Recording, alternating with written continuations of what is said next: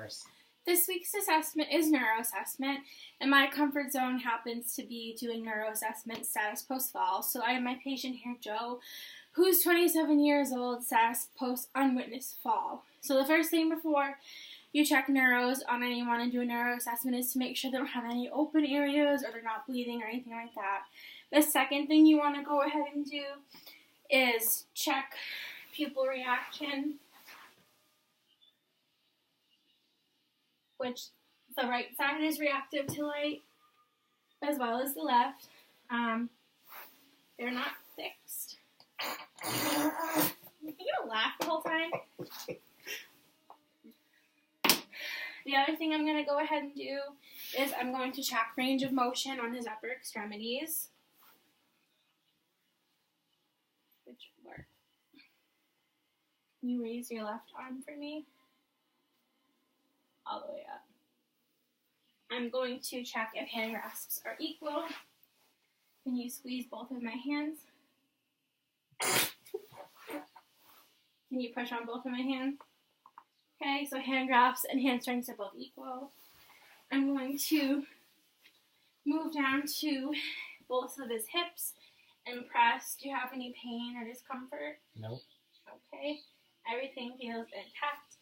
I'm going to check range of motion in his knees and his legs. I'm going to have him extend it.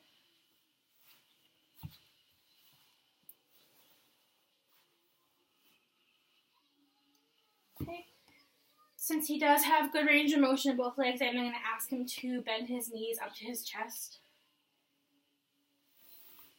Both of them, or you could do that, that's fine. So he has good range of motion in his legs.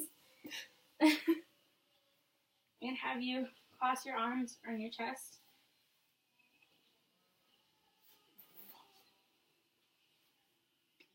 Do you have any head pain?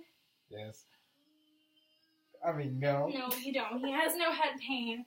If he did, I would start neuros, or you would start neuros anyways if the assessment, if the fall was unwitnessed, which would be by the protocol for 15 minutes for the first hour, every half hour for 4 hours, and so on, and so on.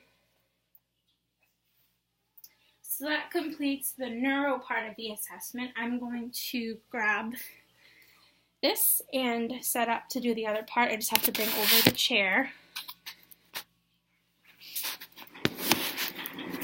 Joe, I'm going to have you sit up.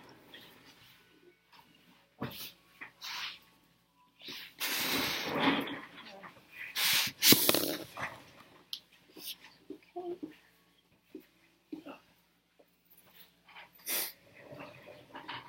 I'm going to put my hands on your shoulders. I want you to push up. So he has good shoulder strength. I'm going to ask you to take your hands like this and flex them. So this is called the Phelan's test. I want you to force pressure on your wrist and leave it like there for a minute. And if it's positive, you should start to feel some numbness or tingling in your fingers. How are your fingers feeling? Numbing. Numbing and tingling. So that is a positive sign for carpal tunnel. Yes. Oh. I'm also going to do Trinell sign, which is tapping of the wrists. I'm just going to have you relax your hand. You turn your arm this way. There we go. Just have you relax it. I'm just going to tap here. Do you feel anything in your fingers? What do you feel? Like no. Tinglies? No, I don't. You can feel something. It's okay. Does it feel tingly at all? No. Okay, so if that was positive, that would also be a positive sign of carpal tunnel. Going to palpate elbows. Good.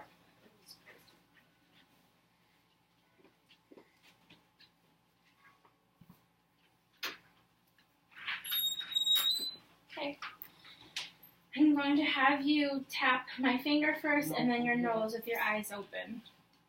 Finger, nose. Do it again.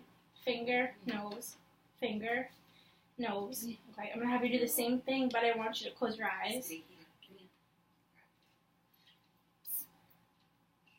Finger. Nose.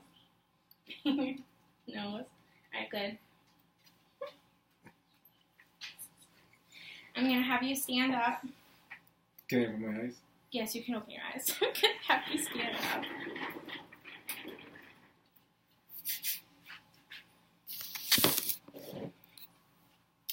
I'm going to have you close your eyes. So positive sway, which is what you want to see. You can open your eyes. Can you stand on one leg for me? Balance is intact. So you can stand on both feet now. I'm going to have you bend over and touch your toes. I'm just going to check spine alignment.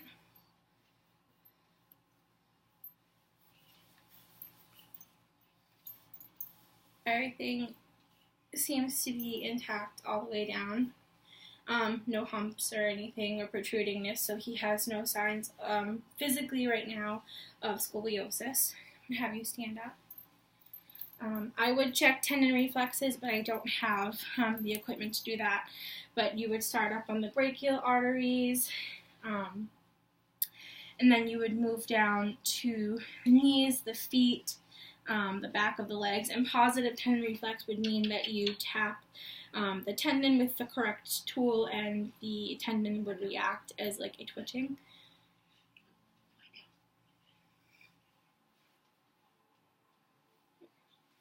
And that completes my neuro assessment.